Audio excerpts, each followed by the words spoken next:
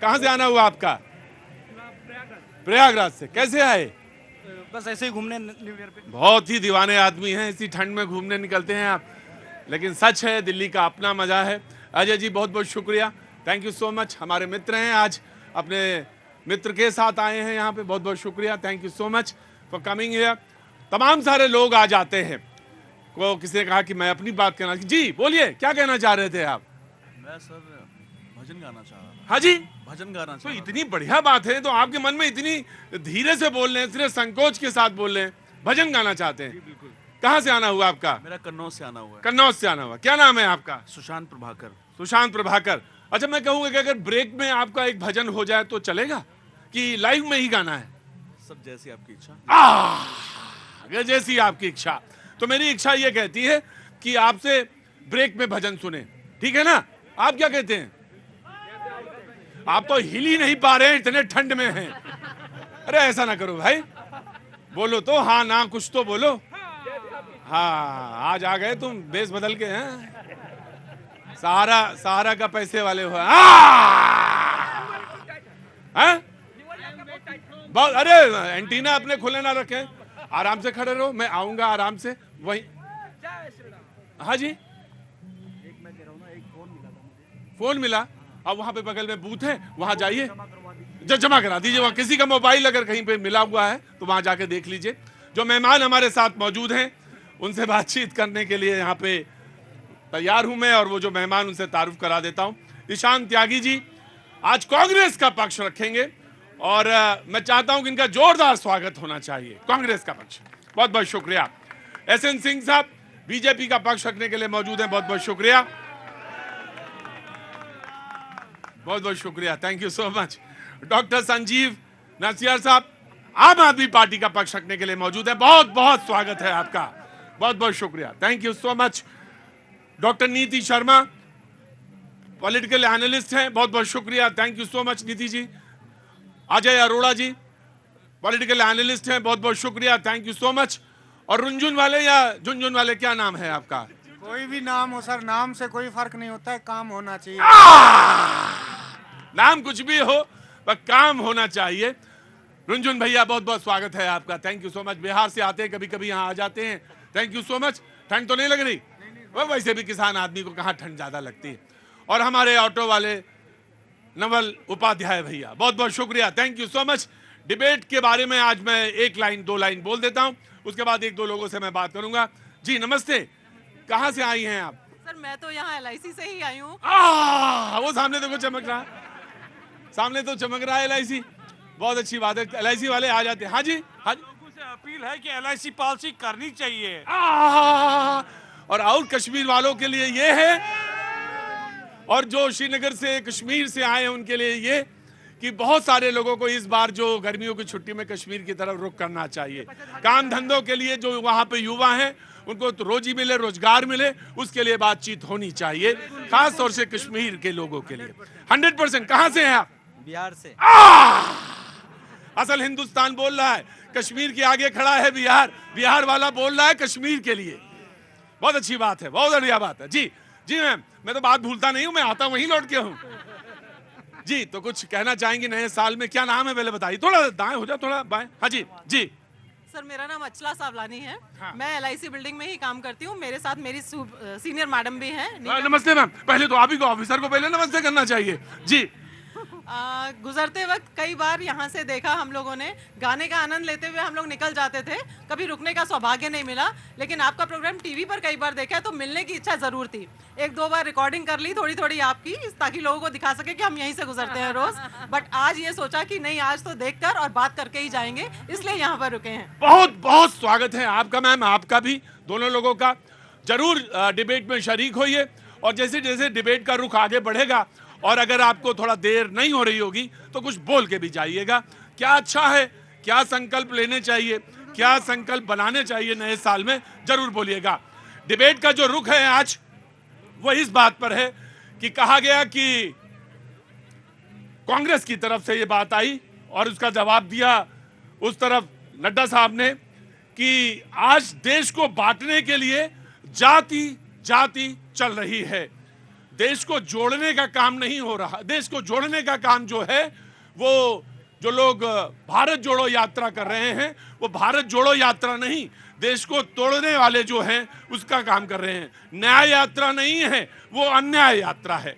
मैं कांग्रेस से शुरू कर रहा हूं, फिर लोगों तक बीच में जोड़ता हूं। जी प्रतीक जी, देखिए पिछले साल 2022 में और 2023 तक राहुल गांधी जी ने कन्याकुमारी से कश्मीर तक जमीन पे रह के 4000 किलोमीटर चल के और युवाओं के साथ, किसानों के साथ, महिलाओं के साथ, बच्चों के साथ, बेरोजगारों के साथ उन सब की बात उठाई, महंगाई के विरुद्ध बात उठाई, मोदी सरकार की कुनीतियों के विरुद्ध बात उठाई, और यही देश को जोड़ने की बात करने की बात होती है। पहली बात तो ये, और इसी कारवां को आगे बढ़ाते हुए राहुल गांधी जी दोबारा से मणिपुर से लेके मुंबई तक भारत जोड़ो न्याय यात्रा करेंगे। उन्हीं युवाओं को, बेरोजगारों को न्याय दिलाने के लिए, महिलाओं को न्याय दिलाने के लिए जिनका आए दिन रेप हो जाता है और भारतीय जनता पार्टी उनका संरक्षण करती है, उसके बाद उन खिलाड़ियों को न्याय दिलाने के लिए जो आज धरने पे बैठे हुए हैं, उन किसानों को न्याय दिलाने के लिए जो 800 किसान मर गए, शहीद हो गए देश के लिए, और भारतीय जनता पार्टी के कानों तक जू नहीं रहेंगी। जब 800 लोग मर गए, उसके बाद भारतीय जनता पार्टी की नींद खुली। तो इन्हीं लोगों को जोड़ने के लिए, वो आप राजनीति की बात कर रहे हैं, मैं एक लाइन बोल देता हूं। ये भी कहा गया बीजेपी की तरफ से कि जो दिलों को जोड़ने की बात करते हैं वो मोदी जी हैं। दिलों को जोड़ने वाली बात होनी चाहिए और वो मोदी जी करते हैं। बाकी जी आप ही बोलेंगे, दे दीजिए। आज ये आए हैं कांग्रेस से। जी, क्योंकि जाति की नड्डा जी ने बात करी, वो कौन था जो ये कहता था मैं ओबीसी हूं? क्या वो प्रधानमंत्री जी नहीं थे? क्या प्रधानमंत्री जी ने ये नहीं बोला कि मैं ओबीसी हूं? जब वो इस तरह की बात करते हैं तो वो देश को तोड़ने की बात। तो ये तो हुआ कांग्रेस की बात। बीजेपी की बात करेंगे। जी कुछ बोलना है आपको? नहीं, अच्छा आप खड़े रहना। जी बीजेपी नाम का। देखिए प्रतीक जी, पब्लिक तो रोज यात्रा करती है, जो जनता होती है ना भारत की, वो प्रतिदिन यात्रा करती है, लेकिन जो राजा होते हैं, राजा के लड़के होते हैं, वो कभी कभी यात्रा करते हैं, कभी कभी बोलते हैं। वो कौतूहल का विषय होता है। आप देखिए पहले की यात्रा, पहले दिन जब यात्रा करते हैं, पिछली यात्रा में तो यात्रा किसके साथ करते हैं? ऐसे पादरी के साथ शुरू करते हैं जो कहता है कि देश में कोई दूसरा धर्म नहीं होता है, हमारे धर्म को मानिए। दूसरे दिन की यात्रा उसके साथ करते हैं जो गाय को जिंदा जला देता है।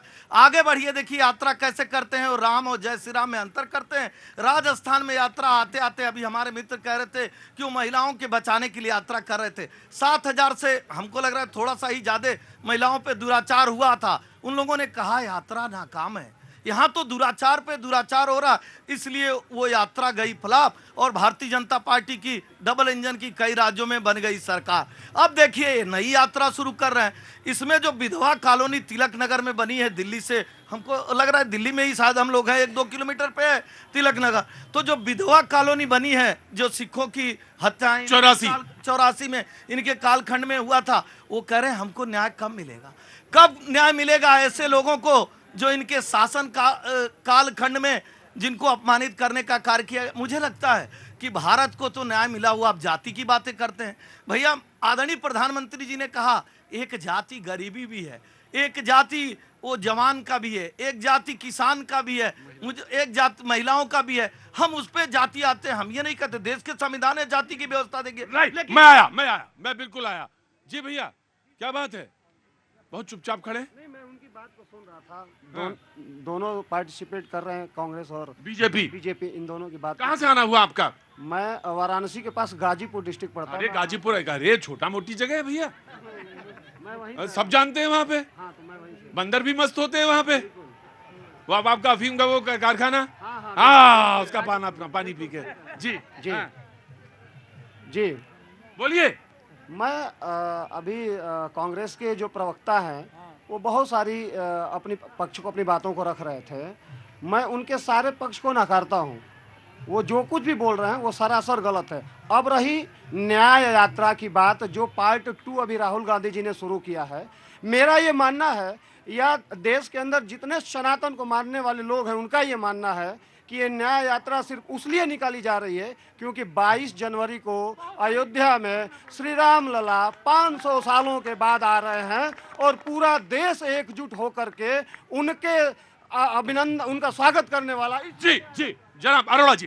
कोई रोक सके तो रोके, न्याय यात्रा होगी प्रतीक जी, और न्याय की मांग होगी। हम बोलेगा तो लोग बोलते हैं कि बोलेगा, मैं क्यों नहीं बोलूंगा, मैं बोलूंगा। अभी बात की किसानों की, भारतीय जनता पार्टी के साथी ने जाति बताई। अरे भूल गए उत्तर प्रदेश में क्या हुआ? किसानों को रौंद के मार दिया। एक मंत्री के बेटे ने किसानों की हत्या की। इतने किसानों की शहादत हुई, शर्म आनी चाहिए। ये किसानों की जाति की बात करते हैं। प्रधानमंत्री अपनी जाति बताते हैं। जाति कौन बता रहा है? जाति को डिवाइड कर रही है भारतीय जनता पार्टी। और दिलों की जो बात की है, दिलों में तो मोहब्बत हम करेंगे, हम मोहब्बत की दुकान लेके चलेंगे। बड़े गर्व के साथ कहते हैं कि हम दिलों में मोहब्बत की दुकान लेके चलते हैं। बच्चे देखते रहना, जहां अच्छा ना लगे आंखें बंद कर लेना। हाँ जी बोलिए।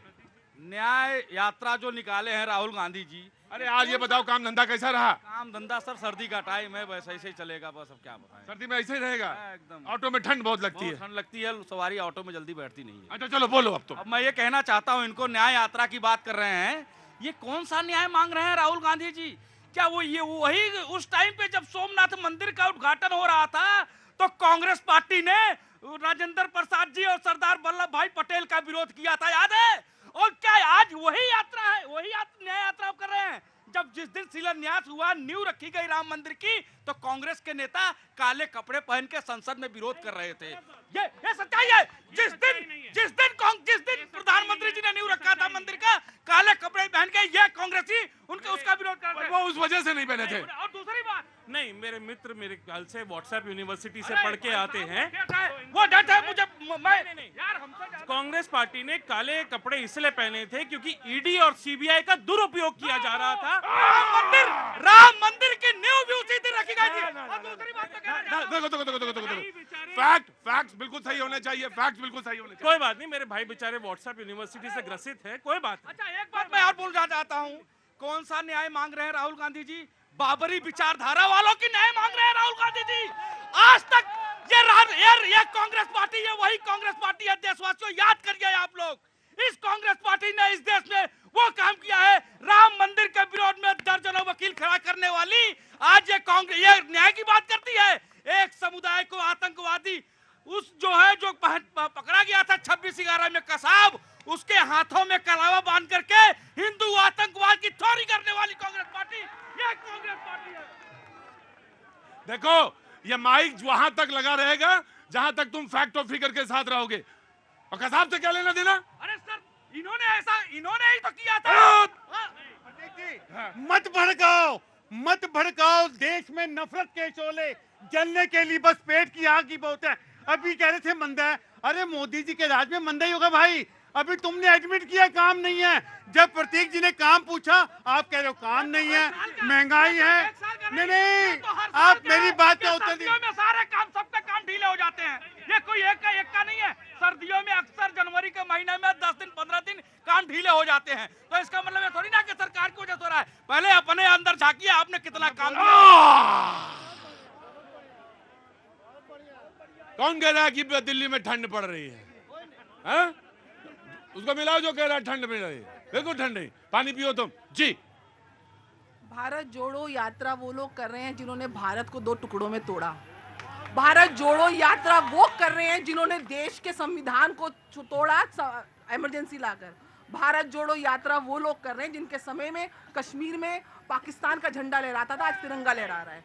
और न्याय यात्रा वो कर रहे हैं जो नेशनल हेराल्ड के केस में बेल पे घूम रहे हैं। न्याय यात्रा वो कर रहे हैं जो लैंड अगेंस्ट जॉब वालों के साथ खड़े हैं। न्याय यात्रा वो कर रहे हैं जो गाय का चारा खा के खड़े हुए हैं। न्याय यात्रा वो कर रहे हैं जिन्होंने धारा 370 हटने दी। न्याय यात्रा वो कर रहे हैं जिसने राम मंदिर को 500 साल का जो संघर्ष है उसमें संघर्ष को और बढ़ाया, वकीलों की फौज कर दी और राम के अस्तित्व को आज निकाल रहे हैं और आज राम का मेन्यू दे रहे हैं। राम के लिए बोल रहे हैं इनके नेता कि भगवान राम जो है वो मांसाहारी था।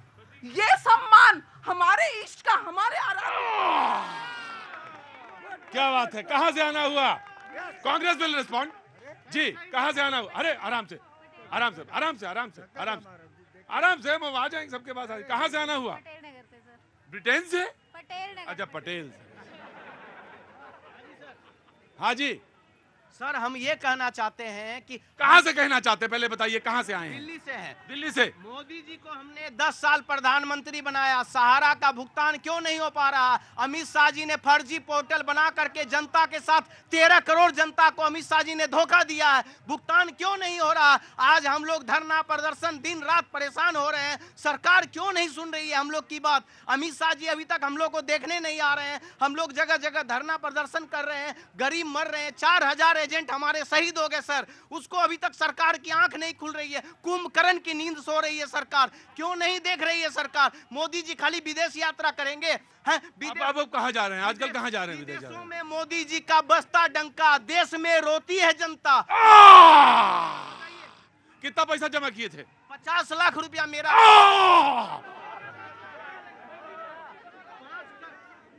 रुको रुको रुको रुको, आपका कितना? 50 लाख? 50 लाख रुपया मेरा है। अरे बाप रे,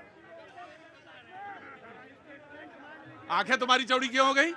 चाहे जिसका जो पैसा हो वो पैसा हो, अगर ईमानदारी का है तो उसको उसका पैसा मिलना चाहिए, बिल्कुल मिलना चाहिए। अगर वो पैसा ईमानदारी का है जरूर मिला। देखिए एक बात सुनिए, बहुत ईमानदारी,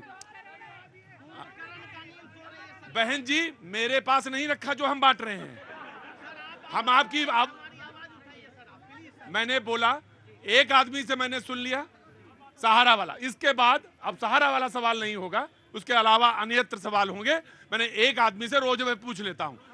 जी बस ना, आप खड़े रहे हैं, पैर हमारे ना छुओ, उनके छुओ जिनसे तुम्हारा काम बने, हमारे से नहीं। बस मैंने बोल दिया, बस एक बार बोल दिया। जी जनाब, जी अब ज्यादा करोगे मैं भगा भी दूंगा, तुम्हें मालूम है मेरे अच्छी तरह से, मैं बहुत सम्मान के साथ सारी आवाजें सुनता हूँ, सारे लोगों की आवाजें। जी बाबू जी कहाँ से आना हुआ? प्रतीक भाई मैं दिल्ली से ही हूँ और मैं आपके पहले दिन के पहले शो से हूँ आज तक। पहले दिन के पहले शो से? पहले शो से आपके साथ हूँ। भाई साहब वो कोई हमारा वो फिल्म वाला थोड़ी ना कि पहला दिन पहला शो। जिस दिन आपका पहला शो लगा था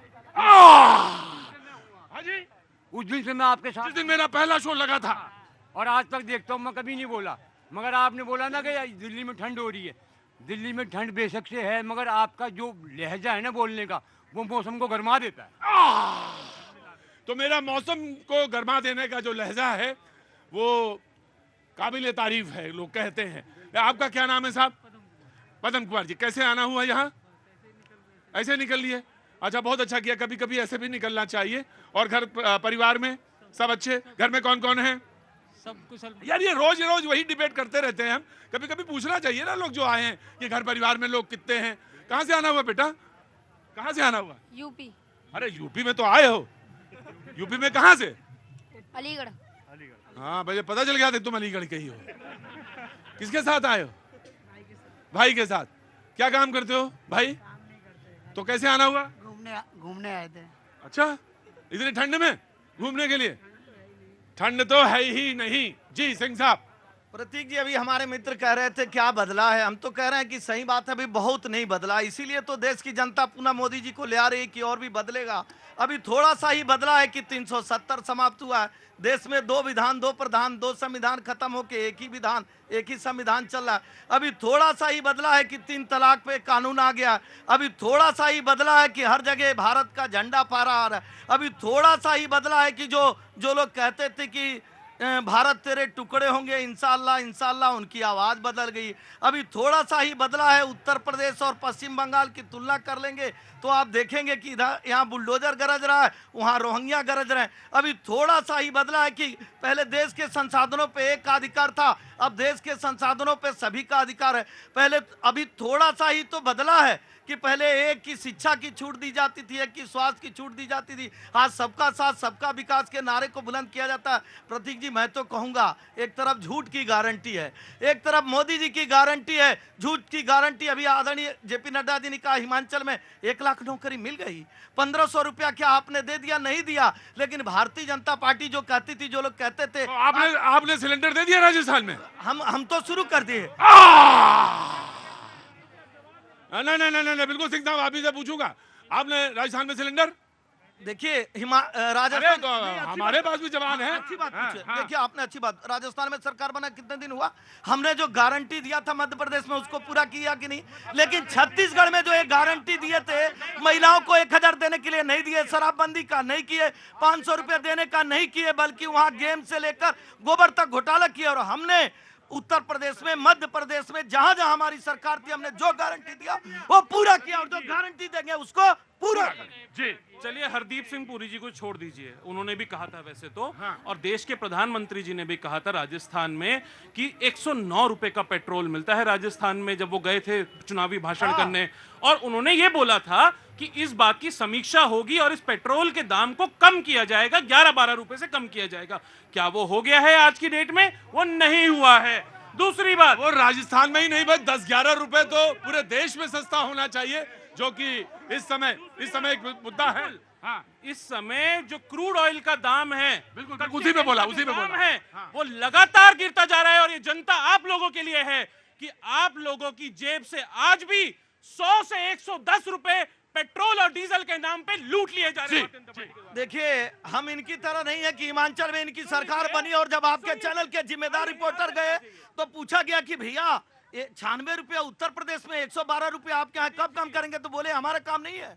ये पेट्रोल मंत्री से पूछिए। हम तो जिम्मेदारी से एक प्रवक्ता के तौर पे कह रहे हैं, भारतीय जनता पार्टी की सरकार जहां जहां भी है और हमने जनता से जो भी वादा किया है, वादा करता हूं कि उसको पूरा करके दिखाया जाए। जी मैं हिमाचल में आता हूँ, पहले जनता की तरफ से आज जी कहिए। प्रतीक भैया, अभी मैं आपका शो देख रहा था, कहाँ? बाबा बागेश्वर धाम का जो कर रहे थे, अभी उसके बाद मैं यहाँ भागता हुआ आया हूँ। हाँ बाबा बागेश्वर जी का अभी ले रहे थे ना इंटरव्यू, अभी हाँ बाबा बागेश्वर जी का ले रहे थे इंटरव्यू, अभी आए हैं, उसी अपने घर से ही भागता हुआ आया हूँ मैं। तो बाबा यहाँ थोड़ी ना है। नहीं, आपकी सिर्फ 4 बात पूछने के लिए। हाँ। यहाँ पे जो केजरीवाल जी के जो प्रतिनिधि होंगे, अरे तो अभी बेचारे तो बोले ही नहीं वकील साहब। अब मैं बताता हूँ 4 सिर्फ, ये कहते हैं शिक्षा पे, ये कहते हैं मेडिकल पे, ये कहते हैं स्कूल पे, और एक क्या कहते हैं 4 पे, जो जिन्होंने 4 बहुत अच्छा काम किया है।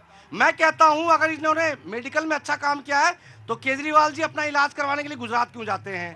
अगर बच्चे का इन्होंने शिक्षा अच्छा दिया है तो प्राइवेट स्कूल कितने बंद हुए हैं ये बता देंगे। और मैं कहता हूं 30,000 बच्चे जो प्राइवेट स्कूल में भी एडमिशन किए सरकारी स्कूल से निकल करके, ये बता दे मेरे को 4 चीज के लिए, और किसी चीज की डिबेट नहीं। नाम क्या है आपका? ध्रुवनाथ झा। मैं 2 साल से यहाँ पे धरने पे बैठा हूँ। कहाँ? यही राजघाट के नीचे। और केजरीवाल जी हम लोग के सामने से रोज गुजर के जाते हैं 10:30 बजे, और 2 साल से एक बार भी।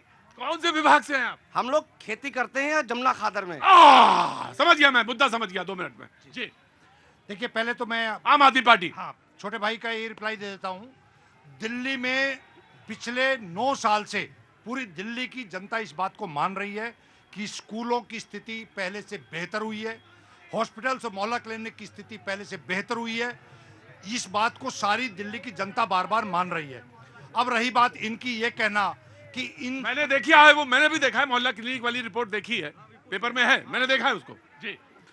जहां तक बात है प्राइवेट स्कूल बंद होने की, जहां तक बात है दूसरी इन्होंने डिमांड रखी कि केजरीवाल जी इलाज के लिए क्यों जाते हैं। हाँ। मैं बताना चाहता हूं केजरीवाल जी योग के लिए जाते हैं, वो विपासना के लिए जाते हैं। वो कोई इलाज के लिए नहीं जाते हैं। अब मैं आता हूं मेन मुद्दे पे, जो आपने मेन मुद्दा रखा है। देखिए देश के अंदर देश जोड़ने की जिम्मेवारी हर एक जन की है, हर एक सिटीजन की है। भारतीय जनता पार्टी को पेट में दर्द क्यों होता है अगर कांग्रेस भारत जोड़ो यात्रा निकालती है? इनको खुश होना चाहिए कि अगर राहुल गांधी भी देश जोड़ने की बात कर रहे हैं और आप देश जोड़ने की अगर बात कर रहे होते तो आपके पेट में दर्द नहीं होता। आप देश नहीं जोड़ रहे हैं, आप बुलडोजर। मैं जानना चाहता हूं वो बुलडोजर उन बच्चों के, उन लड़कों के, आरोपियों के घर पे कब चलेगा जिन 3 रेपिस्ट को भारतीय जनता पार्टी के कार्यकर्ताओं के घर पे बुलडोजर अभी तक क्यों नहीं चला? वो नहीं चलेगा। आपने कहा वायदे की बात, 2 करोड़ रोजगार देने की बात करी थी, वो कब मिलेगा? आप तो कह रहे हैं सिलेंडर में अभी सरकार बनी है। जी रोजगार मिल चुके हैं। मैं आपसे कहाँ मिल गए रोजगार? रोजगार मिल रहे हैं, हर आदमी में आजकल रोजगार है। एक एक व्यक्ति के पास जो मोबाइल है ना, उसी से वो अपना रोजगार ढूंढ करके काम कर रहा है। मैं आज एक बात और बताता हूँ, मेरा भी एक लड़का है 18 साल का है, मोबाइल से ही अपना खर्चा निकाल लेता है। ऐसी कंपनियां मोबाइल की ऐप में आ चुकी हैं।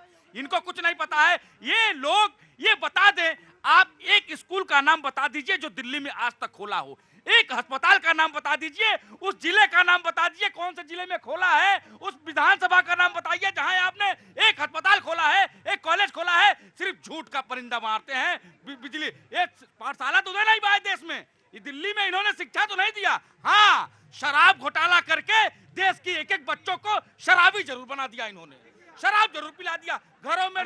भाई तुमसे थोड़ी कह रहे कि तुम पियो। नहीं, मैं ये कह रहा हूँ, पहले जो आदमी एक बोतल लेता था ना, जब ये शराब एक पे एक कर रहे थे, मेरे गली के मोहल्ले में रोज मियाँ बीबी में लड़ाई होती थी। क्यों? क्योंकि वो पहले एक बोतल लेता था, एक पौवा पी के सो जाता था, अब वो लगातार बराबर रोज।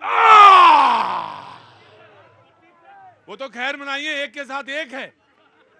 तुम तो गजब की बात कर रहे। ना देखो बड़े से लो आम आदमी के ऊपर लगाए तो आम आदमी पे बिल्कुल बिल्कुल। देखिए, ये आबकारी घोटाले की जो बात कर रहे हैं, देश में शायद पहला ऐसा घोटाला है ये जिसमें आज तक एक नए रुपए की रिकवरी, एक नए रुपए का कहीं आपने देखा। अभी ईडी की रेड हुई, ईडी ने क्या कहा, इतने करोड़ रुपए मिले।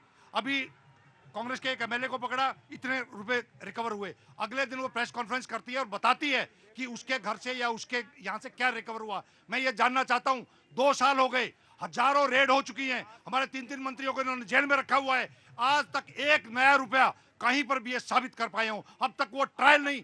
सर्वोच्च न्यायालय ने ये कहा कि 3 महीने के अंदर आप ट्रायल शुरू कीजिए। अब तक मैं एज एन लॉयर बता रहा हूँ, अब तक 3 महीने में उसमें कोई ट्रायल की 1 सेकंड के लिए ट्रायल जहां जमानत मिलनी चाहिए वहां मिल नहीं रही, और तीनों राज्यों में जमानत जब्त हो गई इन लोगों की। मैं आंकड़ा दे रही प्रतीक जी, शीला दीक्षित जी के समय मैं सुन लीजिए, 78 करोड़ रुपए का शराब। मुझे बात बोलने दीजिए सर, थोड़े से संस्कार सनातन संस्कृति से सीख लीजिए। जब महिला बोल रही हो तो बीच में नहीं बोलना चाहिए। सुनिए, अब 78,000 करोड़ का शराब का व्यापार हुआ, जिसमें बेनिफिट हुआ राज्य सरकार को 3300 करोड़ का। इनके समय में 13,800 करोड़ की बिक्री हुई। भैया सिंपल अपने आप को बोलते हैं ना, बनिया जी बोलते हैं, बनिया जी ने जो मुनाफा दिया राज्य सरकार को वो 300 करोड़ मात्र। इन्होंने जो पूरा बेनिफिशियरी जो नई शराब नीति बनाई, सबसे पहले तो उसमें एक रूल था कि बिना मुख्यमंत्री के, बिना चीफ मिनिस्टर के कंसेंट के बगैर आप इस पॉलिसी को नहीं पारित कर सकते, इसलिए आपको सुप्रीम कोर्ट ने वो बनाया। उसके बाद लाइसेंस में जहां 5% आपको कमीशन थी, वहां 12% सारा बेनिफिट इन्होंने दिया। उस समय जब सरकार शराब की बोतल, मुझे 530 रुपए की बोतल में 333 रुपए नहीं, आंकड़ों की बात कर रही हूँ, देख लेना। बताओ ना कहा संस्कार 2 मिनट बोल लेना। 330 मुझे बात पूरी रखने दीजिए सर, मुझे जनता से बात कर रही हूँ, आपसे नहीं कर रही हूँ। 33 रुपए रिटेलर को मुनाफा मिलता था जब 530 रुपए की शराब बिकती थी।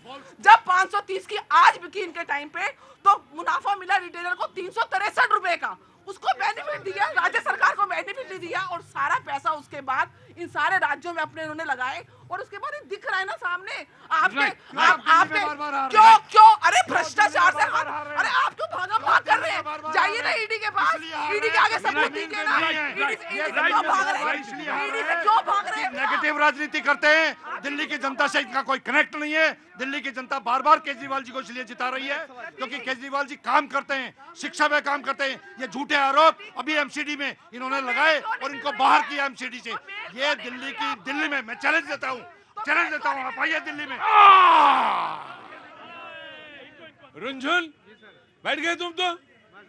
प्रचार होने वाला है। काहे का? आपके शो का प्रचार भी आता है ना, टाइम होने वाला है। आप बहुत अच्छी लग रही है मुस्कुराते हुए, देख के मुझे बहुत अच्छा लग रहा है आपको।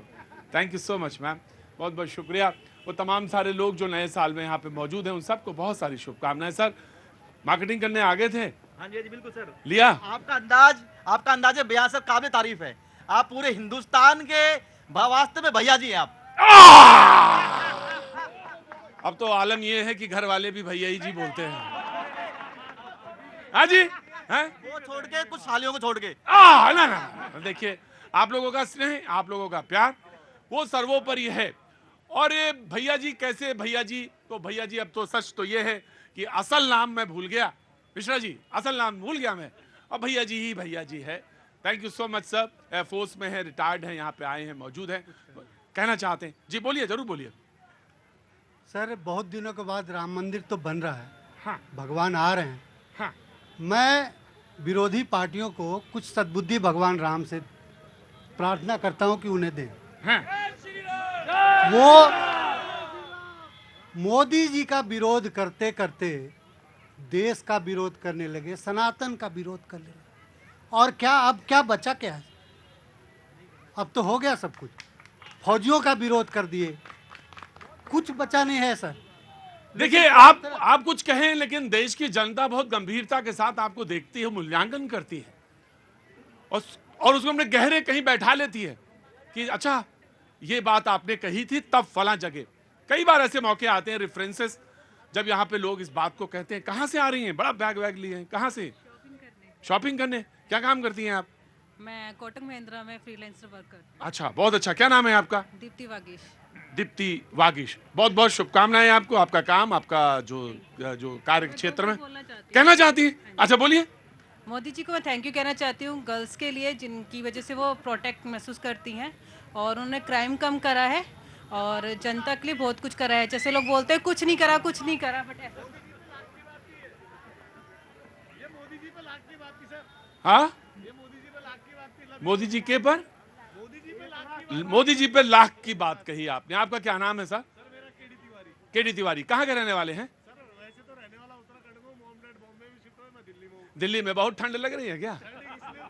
हाँ, उतार दिया, वो तो समझ गया था आप, कोई बात नहीं, वो तो देवभूमि से हैं आप, वो बाकी मैं जानता हूँ। हाँ, मैं लेकिन तिवारी जी एक बात कह रहा हूँ, मोदी जी ने तो बहुत लाख पते की बात कही, लेकिन आपका बुलाने का तरीका जो मुझे बिल्कुल अच्छा नहीं लगा था, बिल्कुल अच्छा नहीं लगा। बच गए, बस इतना तिनका भर बचे, नहीं तो गए थे आज। बाल बाल बचे हैं आप। बोलिए बोलिए, बाल बाल बचे। तिवारी जी, मुझे मालूम है आप झोंके में हैं इस समय। तो मैं कहती हूँ उनकी वजह से गर्ल्स मतलब सेफ महसूस करती हैं। जैसे पहले रेप केस होते, बच्चियों के होते थे, तो मोदी जी ने इतना प्रोटेक्ट कर दिया गर्ल्स को कि रात को 11-12 बजे। आप अपना काम स्वयं करती हैं? यस। बहुत अच्छी बात। आपका जो कॉन्फिडेंस है, आपका जो आत्मविश्वास है, उसको देख के मुझे बहुत खुशी हुई। और जब आप बोलती हैं ना, तो पीछे कोई एक बच्ची खड़ी होती है, यही है बस मेरा जो काम है। अंदर आओ बेटा, अंदर आओ, अंदर आओ, अंदर जल्दी आ जा। मेरा काम बस सिर्फ इतना ही है कि आप बोले या तिवारी जी बोले, तो देखें तिवारी जी ने बात अच्छी कही होगी, तरीका अच्छा नहीं था उनका बुलाने का, तो वो जो अभद्रता है वो अच्छी नहीं लगती। कोई लेडी बोल रही और आप ऐसे बुलाएं तो अच्छा नहीं लगता। तो जब आप बोल रही थी तो ये बहुत झांक झांक के देख रही थी, कहीं से कोई इंस्पिरेशन मिले, कहीं से कोई भी इंस्पिरेशन मिले। और जब संकल्प बनता है तो वो संकल्प पूरे होते हैं। जी, एक भैया कुछ कहना चाह रहे थे। जी भैया जी, पहली बार हम इतिहास में देख रहे हैं कि मंत्री सड़कों पर हैं और आम जनता अपने घरों में शांतिपूर्वक बैठी हुई है, पहली बार। लेकिन मैं गुरुग्राम की पावन धरा से आपको प्रणाम करता हूं, लेकिन मोदी जी से एक रिक्वेस्ट करता हूं कि जैसे ओपीएस का विरोध कर रहे हैं, एनपीएस को उठा करके ओपीएस को लागू करना चाहिए। सर, ये वास्तव में ओल्ड पेंशन स्कीम एक सरकारी कर्मचारी के लिए जो पूरी जिंदगी भर उसके लिए कमाता है, 2005 के बाद सर जो हटाई है, मेरे ख्याल से उसके ऊपर भी एक ध्यान लगाना चाहिए। जी भैया, दो बातें आपके माध्यम से कहना चाहते हैं। एक तो कैसे हैं आप? बहुत दिनों बाद आप आए ना, बहुत दिनों बाद है आपका। जी, एक दुआ है हमारे क्षेत्र में। कौन सा क्षेत्र है आपका? इटावा मैनपुरी। तब तो जबरदस्ती होगा, फिर बोलिए आप। कि कौआ अंधो रात में, दिन में उल्लू होए, और विपक्ष अंधा रात दिन, इनने हया शर्म दई खोए। आप मर्यादा इतनी भूल चुके हैं कि भगवान राम हमारे हिंदू धर्म के प्रति आप इतना उल्टे सीधे बोलते हैं। दूसरा पॉइंट ये है कि आपके माध्यम से मैं सब भारतवासियों से निवेदन करता हूं कि 22 तारीख को 11 बजे अपने नजदीकी मंदिर में हवन पूजन करें और शाम को दीपोत्सव मनाएं। आज डिबेट बढ़िया हो रही है, ऐसे ही होना चाहिए, हल्ला नहीं मचना चाहिए, बिल्कुल हल्ला नहीं मचना चाहिए, बिल्कुल नहीं हल्ला मचना।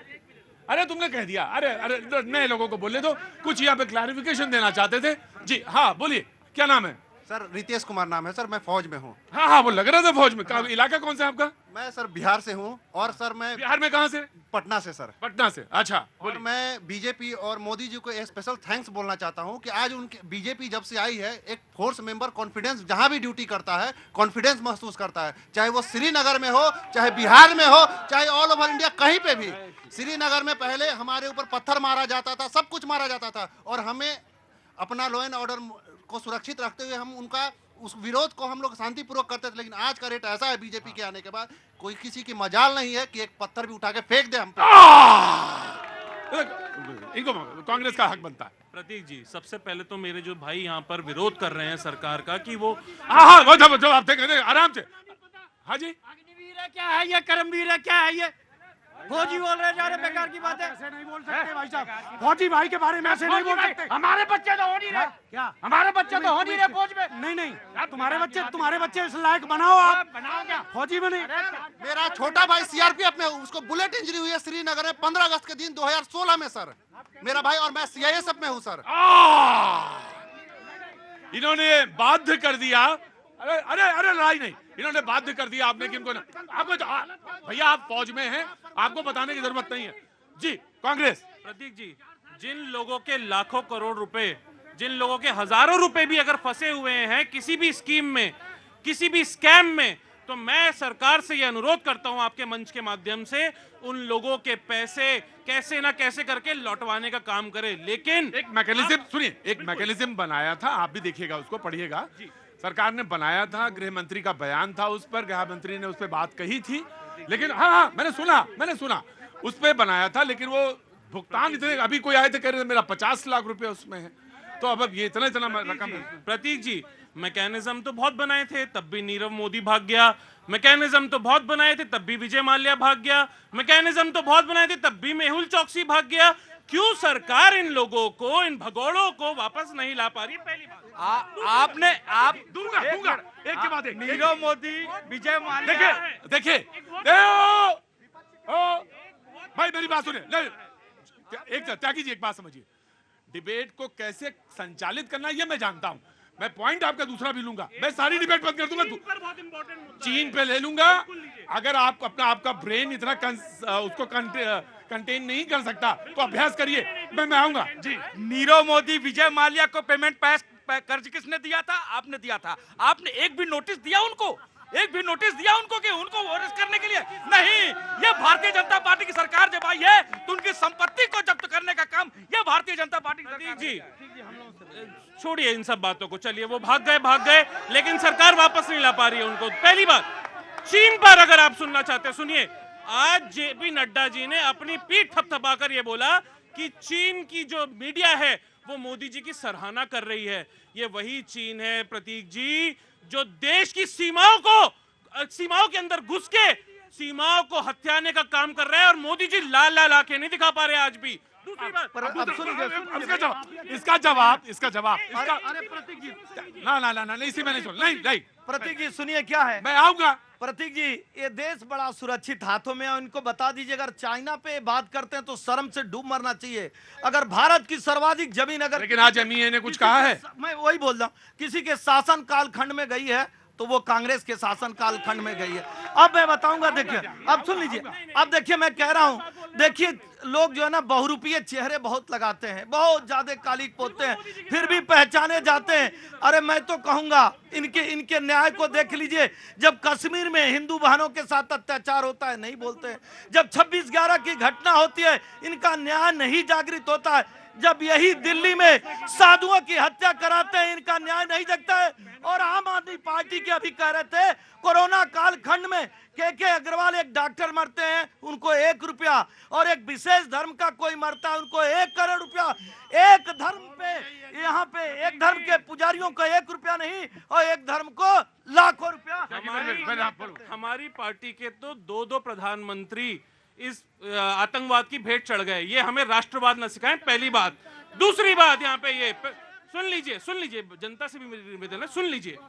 उसके बाद ये बात करते हैं कि चीन ने कभी भी हमारी सीमाओं में नहीं घुसा। जब चीन अपना मैप निकालता है तब भारतीय जनता पार्टी के लोगों से, ना प्रधानमंत्री से, ना गृह मंत्री अमित शाह से एक भी शब्द उनके मुंह से निकलता है, ना मणिपुर पे कभी उनके मुंह से शब्द निकलता है। भैया मेरे, ये वही चीन है जिसके साथ आपके राहुल गांधी जी एमओयू साइन कर रहे थे चाइनीज कम्युनिस्ट पार्टी से। ये वही चीन है जिसको आपने जमीनें दी। ये वही दिल्ली है जहां आपके राज में जगह जगह आतंकी घटनाएं होती थी। तो बोए पेड़ बबूल का तो आप कहां से होए? आपकी वजह से हमने 2 प्रधानमंत्री खोए।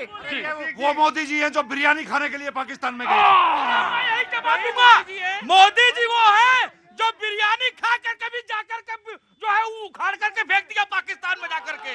और मैं एक बात और कहना चाहता हूं, आम आदमी पार्टी पार्टी के नेता ने भी जो बोला है दिल्ली के बारे में, मैं इनसे कहना चाहता हूं कि हाँ, ये हमारा दुर्भाग्य है कि भारतीय जनता पार्टी के जो दिल्ली प्रदेश के नेता है आज भी जमीन पर नहीं है। यस, ये ठीक कर रहे हैं।